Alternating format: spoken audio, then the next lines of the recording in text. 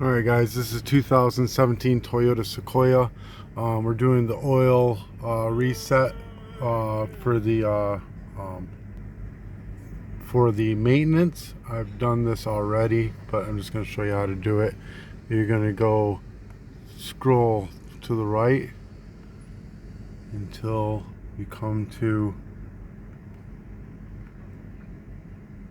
vehicle settings. Then you're going to hit the center button, and then it's going to go down button until you get to maintenance reset, and the center button, and then you're going to go up to yes, and then the center button,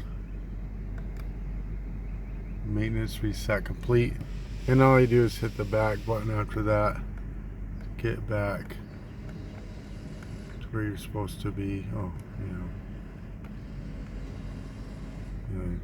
That's it, back all the way and then over to the right until you get back to your mileage. Alright guys, that's how you reset the maintenance settings. 2017 Sequoia. Peace.